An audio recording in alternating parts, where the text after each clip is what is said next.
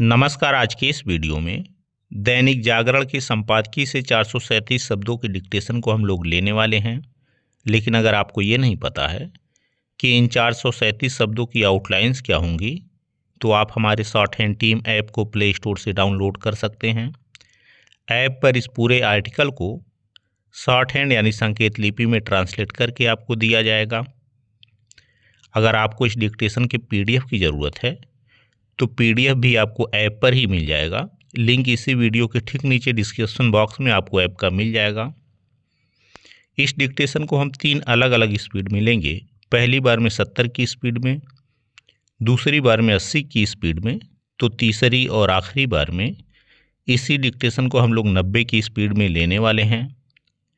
तो 70 की स्पीड में आपका डिक्टेशन स्टार्ट होगा 5 सेकेंड के बाद।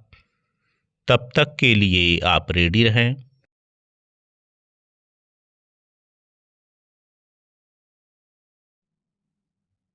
स्टार्ट। सुप्रीम कोर्ट ने यह टिप्पणी करके अपनी अप्रसन्नता प्रकट करने के साथ न्यायपालिका की एक और विसंगति की ओर ही संकेत किया कि सेवानिवृत्ति से ठीक पहले न्यायाधीशों का अनेक आदेश पारित करना अंतिम ओवर में छक्के मारने जैसा है, क्योंकि केवल इतने से समस्या का समाधान होने वाला नहीं है। यह कोई नई बात नहीं कि सेवानिवृत्ति से ठीक पहले न्यायाधीशों द्वारा कई आदेश पारित करने का चलन लंबे समय से कायम है। इस पर कई बार प्रश्न उठे हैं। बीते दिनों यह प्रश्न एक याचिका की शक्ल में सुप्रीम कोर्ट के समक्ष भी पहुंचा। हालांकि सुप्रीम कोर्ट ने याचिकाकर्ता को हाई कोर्ट जाने का आदेश दिया, लेकिन प्रश्न यह है कि उसने जिस प्रवृत्ति की ओर चिंता जताई उसका समाधान निकाला जाएगा या नहीं। इसका औचित्य नहीं कि न्यायपालिका की विसंगतियों पर चिंता तो जताई जाए, लेकिन उनका समाधान न निकाला जाए। यह एक तथ्य है कि न्यायपालिका में वैसे सुधार नहीं हो रहे हैं जैसे अनिवार्य हो गए हैं। जो छोटे मोटे सुधार हो भी रहे हैं वे मूल समस्याओं का समाधान नहीं कर पा रहे हैं। सुगम तरीके से और समय पर न्याय मिलना पहले की ही तरह कठिन बना हुआ है। लंबित मुकदमों का बोझ भी कम होता नहीं दिख रहा है। उच्चतर न्यायपालिका के न्यायाधीशों की नियुक्ति की प्रक्रिया को लेकर उठे सवालों का भी कोई समाधान नहीं निकल रहा है। पैरा अन्य अनेक समस्याओं के साथ न्यायपालिका में व्याप्त भ्रष्टाचार के खिलाफ किस तरह कुछ नहीं किया जा पा रहा है, इसका ताज़ा उदाहरण है भ्रष्टाचार के चलते महाभियोग का सामना कर रहे उच्च न्यायालय के न्यायाधीश यशवंत वर्मा का इस शिकायत के साथ सुप्रीम कोर्ट का दरवाज़ा खटखटाना कि उनके खिलाफ लोकसभा स्पीकर द्वारा गठित जांच कमेटी नियम विरुद्ध है। इस शिकायत से जुड़ी याचिका पर सुनवाई करते हुए सुप्रीम कोर्ट ने लोकसभा और राज्यसभा के महासचिव से जवाब भी मांग लिया।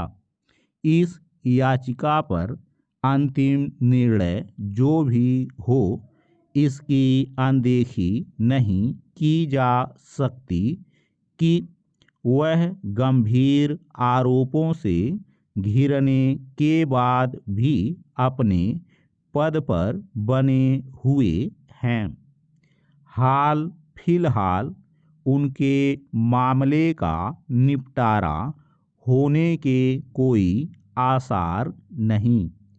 यह ध्यान रहे कि कदाचार के आरोपों से घिरे उच्चतर न्यायपालिका के न्यायाधीशों को महाभियोग के जरिए ही हटाया जा सकता है और अभी तक किसी जज के मामले में वह सफल नहीं हो सका है। इसका यह मतलब नहीं कि न्यायाधीशों पर भ्रष्टाचार के जो आरोप लगे उनमें कोई सत्यता नहीं थी।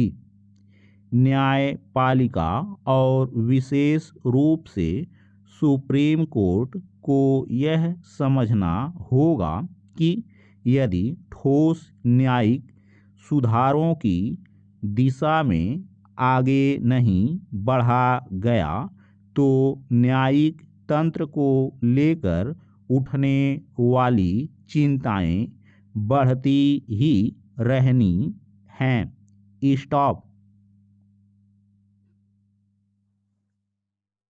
दोस्तों, इसी डिक्टेशन को दूसरी बार में हम लोग 80 की स्पीड में लेंगे और आपका समय स्टार्ट होगा 5 सेकंड के बाद। तब तक के लिए आप रेडी रहें।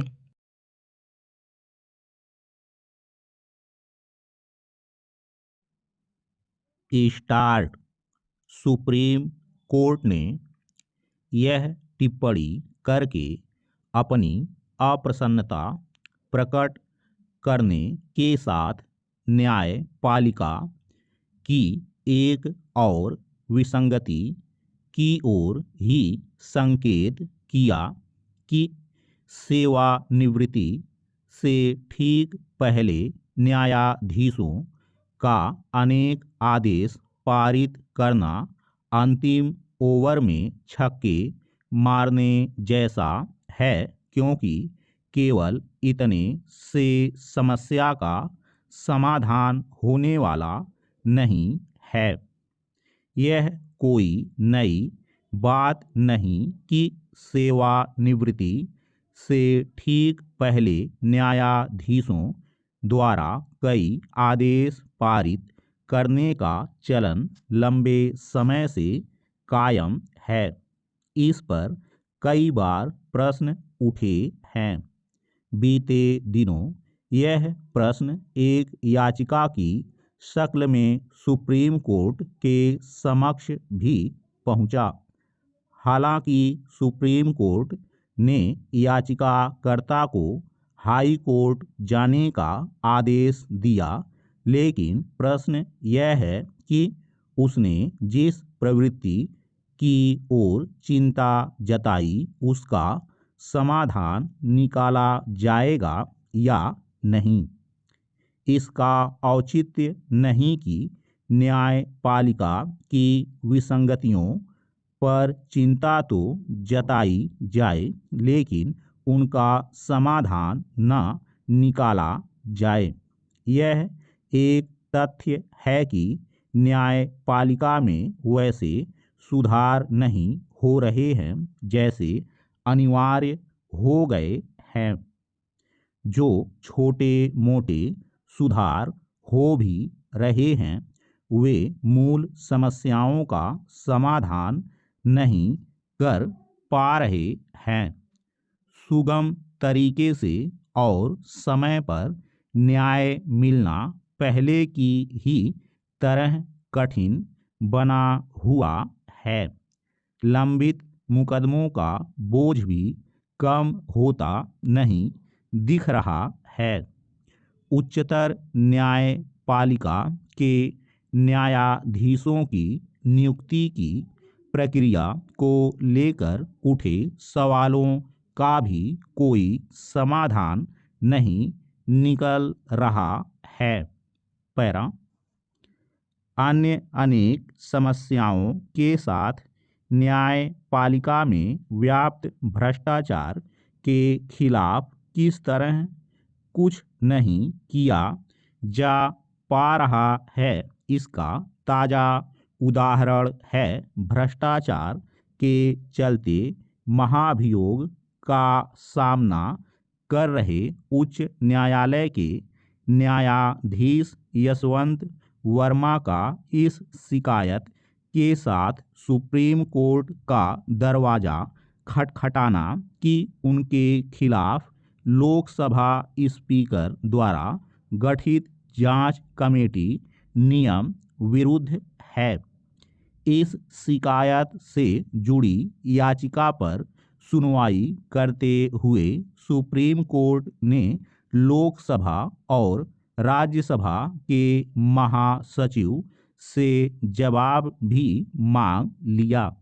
इस याचिका पर अंतिम निर्णय जो भी हो इसकी अनदेखी नहीं की जा सकती कि वह गंभीर आरोपों से घिरने के बाद भी अपने पद पर बने हुए हैं।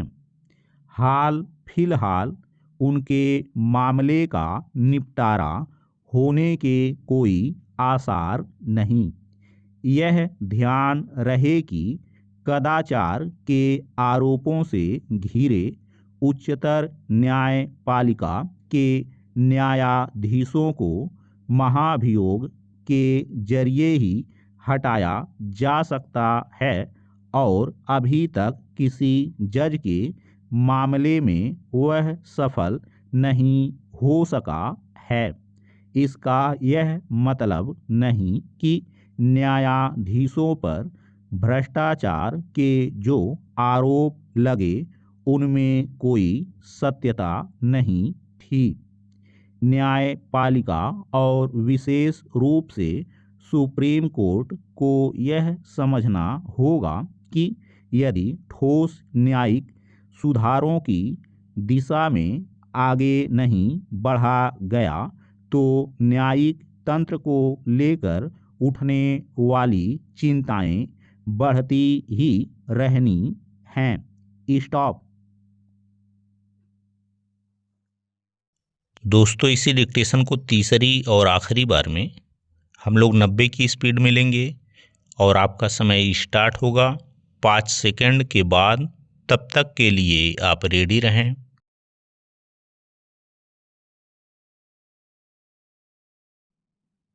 स्टार्ट।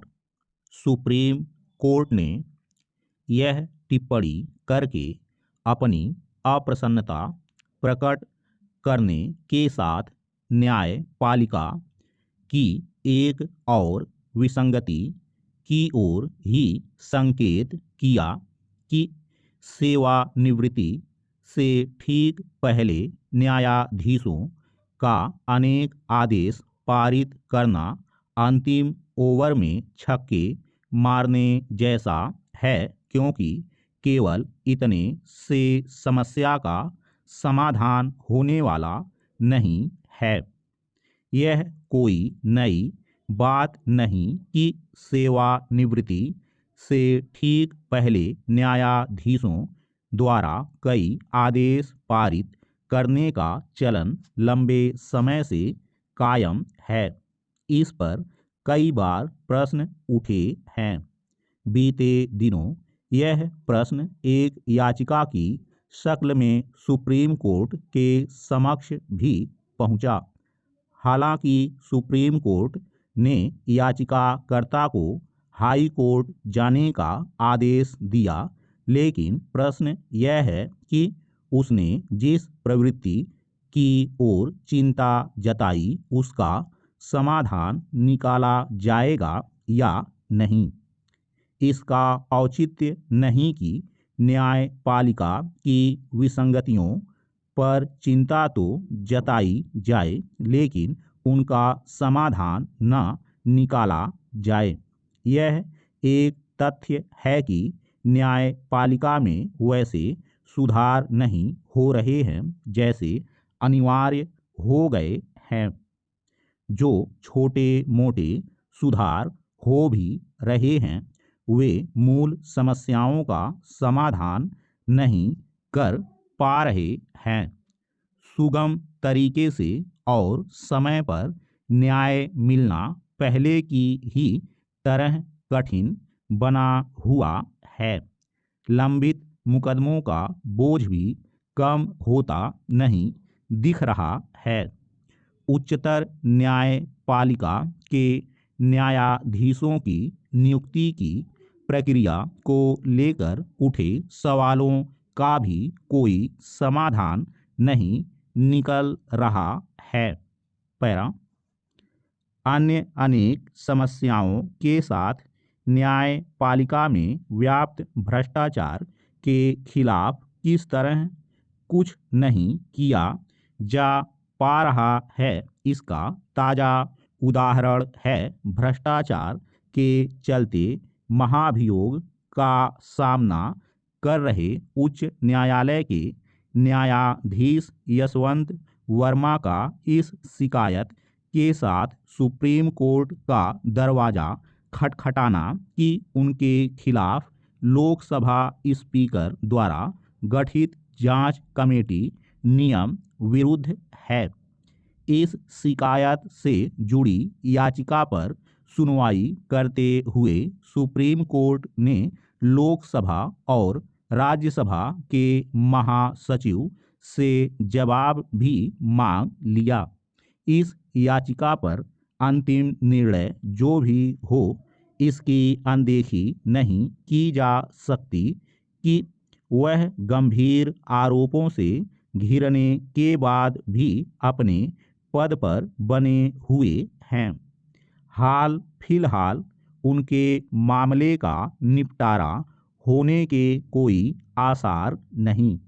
यह ध्यान रहे कि कदाचार के आरोपों से घिरे उच्चतर न्यायपालिका के न्यायाधीशों को महाभियोग के जरिए ही हटाया जा सकता है और अभी तक किसी जज के मामले में वह सफल नहीं हो सका है।